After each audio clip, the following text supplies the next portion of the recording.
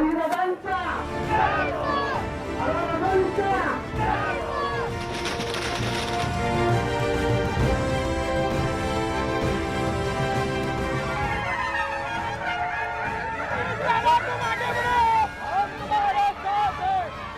मी बघतोय प्रचंड प्रेम मिळतंय, खूप मोठा रिस्पॉन्स मिळतोय. तुमच्या मनातल्या भावना काय?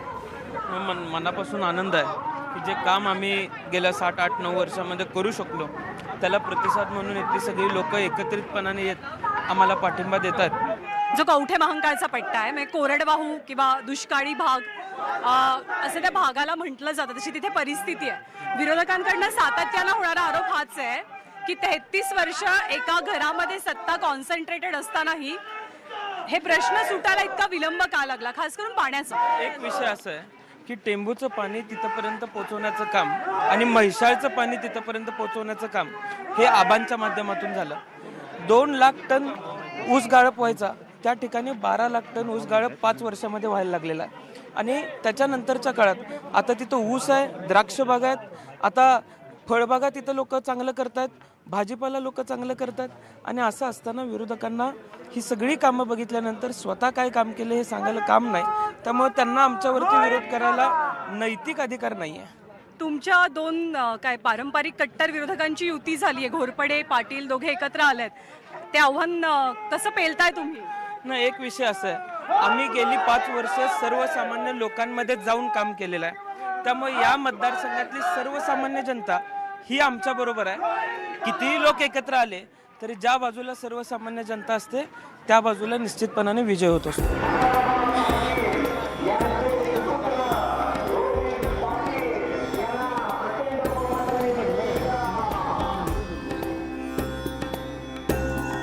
रोहित यांच्या भोवती सकाळपासून इतका लोकांचा गराडा आहे की ते फायनली आपल्याला थोडासा वेळ देऊ शकलेले आहेत.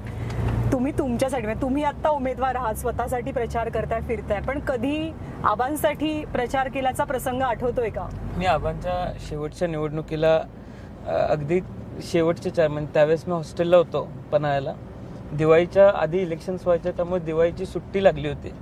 शेवटचे 4 दिवस आम्हाला मिळाले होते. त्यात 2 शेवटच्या सांगता सभा होतात, एक कवठे महांकाळला होते, एक तासगावला होते. तर घर टू घर प्रचार मी आबांसाठी 2 दिवस केला आणि एक सांगता सभेचा दिवस पूर्ण आबांसाठी म्हणजे केला होता. कसा होता तो अनुभव? जबाबदारी काय होती आणि तुमच्यावर? नाही, जबाबदारी म्हणजे मला घर टू घर सगळीकडे फिरायची जबाबदारी दिली जायची. आम्ही गावातली मुलं असायचो, फार काही असं नाही. पॅम्पलेट साहेबांचे पोच करायला, लहान होतो 9वी-10वीत, त्यावेळेस बोलायलाही लागायचं नाही. त्यामुळे फक्त घर टू घर पॅम्पलेट वाटत. किती मिळालेलं त्या गावात लक्षात आहे? मला एकदा आबांनी विचारलं होतं की काय, म्हणजे मी सकाळी ब्रश करत होतो आणि आबा आले, आबा पाठून एकदम आले आणि आबा बोलले तू कुठं कुठं प्रचार केला. मी म्हणलं आता मी नावं सांगत नाही गावांची, पण मी अशा गावात प्रचार केलेला आहे. तर काय म्हणले तिकडं काय ऐकायला मिळालं? तर मी म्हणलं काही लोक असं म्हणत होते आबांनी फक्त मोठी लोक मोठी केली, असं तसं. ते आबा हसले फक्त आणि मला म्हणले कसं वाटतं, काय होईल? म्हणलं होईल चांगलं, म्हणजे ब्लँक होतं, ब्लंटली होईल चांगलं बोललो. अशी एक आठवण आहे ती. आता बरेचसे राजकारणी त्यांची एक हक्काची वोट बँक बनावी किंवा त्यांच्या भागाच्या फक्त वोट बँकसाठी नाही तर भागाच्या विकासासाठी सुद्धा सहकारात मोठं काम करतात. साखर कारखाने, तुमचं हसणं बरंच सूचक मला वाटतंय. तर साखर कारखाने असतील, शिक्षण संकुलं असतील, पण आबांनी असं काही केलं नाही. हा सगळा जो सांगली कोल्हापूरचा पट्टा आहे हा specially it is non for सहकार आणि हे सगळं क्षेत्र. कदाचित आज आबा असते तर आबांना तो प्रश्न मीही विचारला असता. पण एक गोष्ट अशी आहे की ते सगळं निर्माण करत असताना इथं सुद्धा परिस्थिती तशी नव्हती. या भागातली मूळ अडचण होती पाणी, आणि पाणी आणणं हे मेन टार्गेट होतं. एक प्रयोग सूतगिरणीच्या बाबतीत आबांनी केला होता. ती सूतगिरण चांगली सुद्धा चालवण्याचा प्रयत्न त्यांच्या माध्यमातून झाला. पण कालांतराने राज्य सरकारचं धोरण, मग त्यामध्ये इलेक्ट्रिसिटीचं पर युनिट जे बिल आकारलं गेलं त्यामध्ये पश्चिम महाराष्ट्रामध्ये कुठेतरी दुजाभाव होतो की काय असं वाटायला लागलं. जे नियोजन आबांनी आखलं होतं, काही लोकांशी आबा त्या काळामध्ये शेवटच्या टप्प्यात बोलले देखील होते, ते नियोजन येत्या काळामध्ये पुढेच घेऊन जाण्याचा प्रयत्न आमच्या सर्वांचा असणार आहे. अखंड राष्ट्रवादीमध्ये खूप जबरदस्त सगळी नेते मंडळी होती, एकत्रित एकसंध राष्ट्रवादी होती. म्हणजे सगळे म्हणायचे की किती जबरदस्त फळी आहे ही सगळी नेत्यांची, आणि त्यात खास करून आम्ही किस्से ऐकायचो ते आबांच्या आणि दादांच्या दोस्तीचे. तर ते नातं कसं होतं दोघांचं? म्हणजे मला जुने लोक सांगतात, मी कधी दादांना पहिल्यांदा बघितलं म्हणजे ज्यावेळेस आबा आजारी होते त्यावेळेस मी दादांना हॉस्पिटलला पहिल्यांदा बघितलं. पण ज्यावेळेस दादा घरी जेवायला यायचे त्यावेळेस अगदी घर स्वच्छ टापटीप ठेवण्याचा म्हणजे हे असायचं. आबा म्हणायचे मी रोज राहतो इथे, रोज मला स्वच्छ काही दिसत नाही ना, आज मात्र एवढं स्वच्छ का. पण ती दादांची एक वेगळी पद्धत असायची.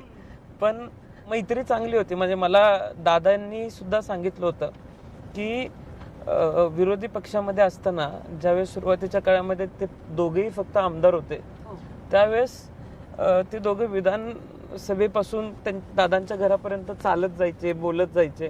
त्यावेळेस दोघांना आम्हाला कोण ओळखत नसायचं असं ते मला सांगायचे. मनापासून आभार. खरं तर खूप लांबचा पल्ला आपल्याला गाठायचा आहे आणि पुढच्या टप्प्यावरती आपण नक्कीच भेटू, पुन्हा वेगळ्या विषयांवरती बोलू. पण तुर्तास धन्यवाद.